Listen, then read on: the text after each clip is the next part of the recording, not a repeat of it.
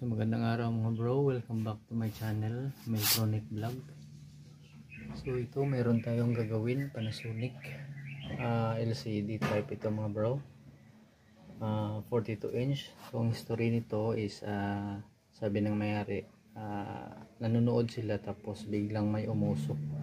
So wag na natin itong i-testing mga bro, buksan na lang natin.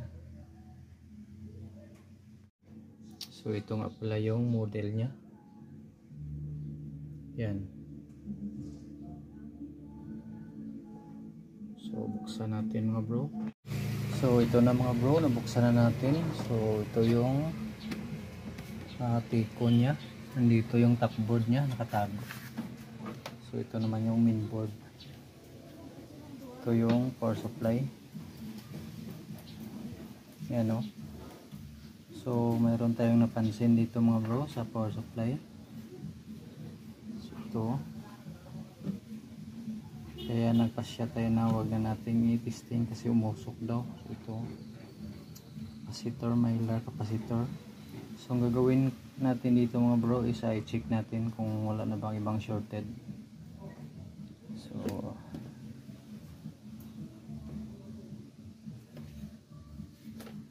check natin. Gamitan natin ang analog.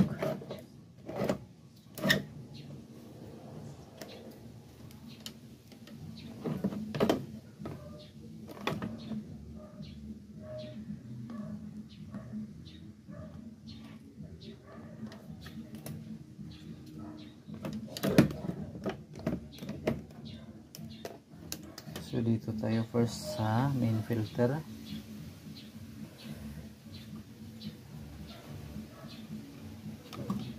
So reverse.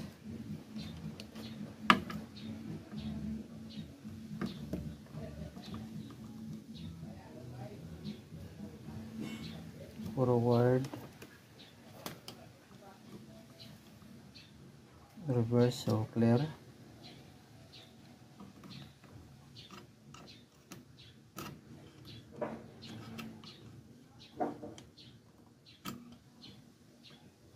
So clear ang main filter natin, clear. So ibig sabihin clear na tayo dito. So ito lang bumigay. So punta tayo sa secondary. Ito mga diode na to, check natin kung wala bang hindi ba shorted. So hindi naman. Yan o. So reverse. So okay. Reverse.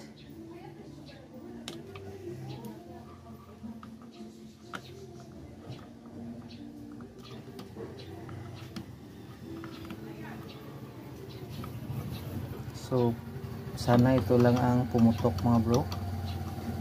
So ang gagawin natin is tanggalin natin to.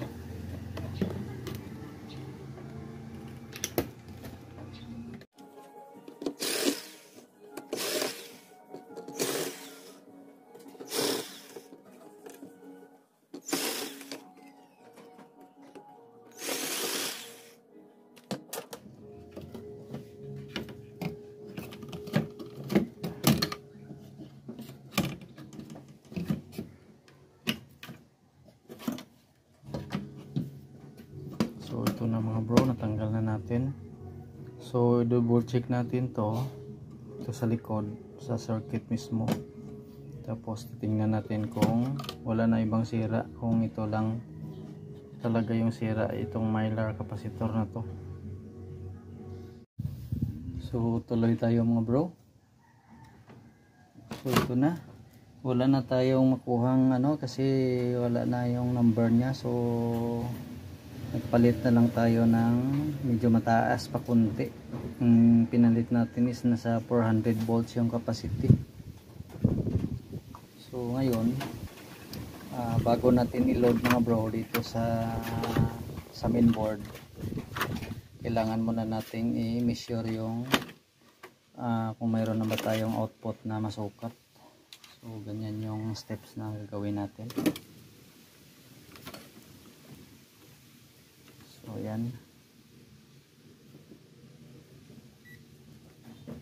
So So ang gagawin dito mga bro is wag natin idiin ng plug. Dapat ano lang natin, sindot lang natin kung mayroon tayong makuhang output. So dito tayo magmi-measure ng output mga bro, ito sa dulo. So ito yung magsusupply dito sa ating mainboard. So subukan natin i-plug in lang, huwag na masyadong idiin kung may masukat tayong output. So plug in. So wala, pero hindi na siya umusok mga bro. So wala pa rin. So isa-isahin natin. Wala. May masukat tayong 5 dito o 12. So posible gagana na to. So wala. Ito tayo sa pang 5. Plug in. So wala pa rin. Tayo sa pang 6. So ito mga bro, mayroon tayong nasukat na 5 volts. Yan. So mayroon din tayong 1.6 dito, 4.5. So mayroon na tayong nasukat na mga output mga bro. So ang gagawin natin is ilulod na natin to.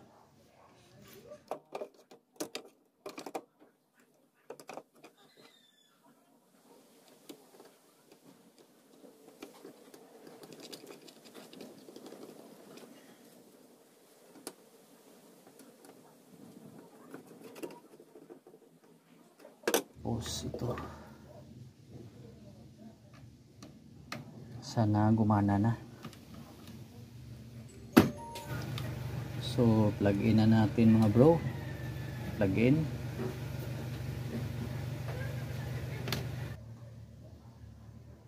Yan, nag-blink na siya mga bro. So mapapansin natin mga bro, nag-backlight na.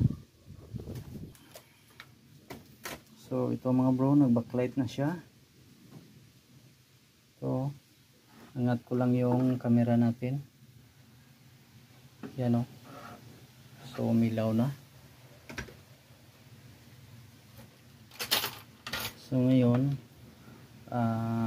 pause lang natin para tanggalin natin tong mga screw para masilip natin yung screen. So ito mga bro, tuloy tayo. So na-clear na natin. So ngayon subukan natin i-plug in uli bago natin i-final close.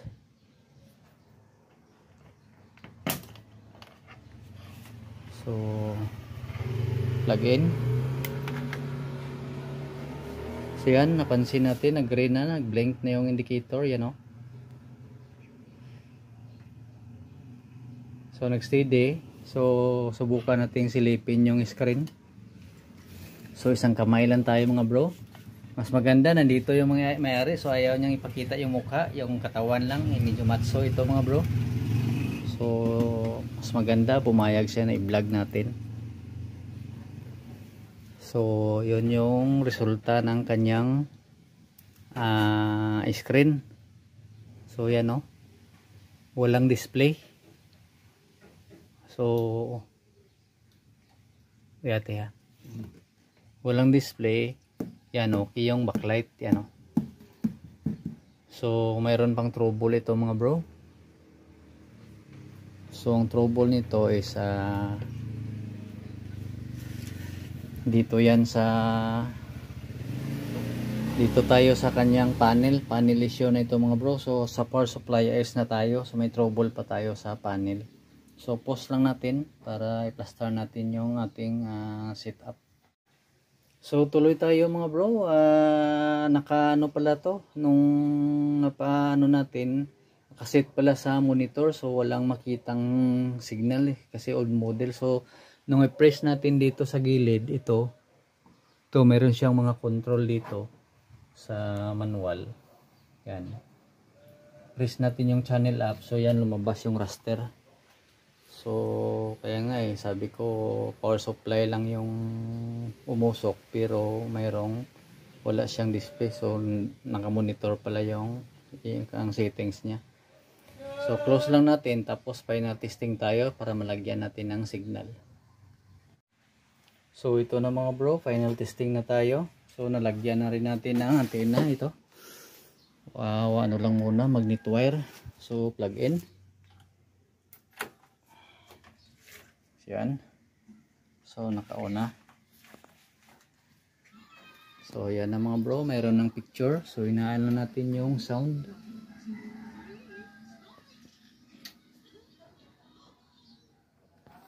So yan siya mga bro. So sana may natutunan kayo sa ganitong problema sa mga newbie dyan. At shout out sa mga lahat ng mga katek. So hanggang dito na lang ang video natin. So maraming salamat. Salamat sa aking mga bagong subscribers. So God bless mga bro.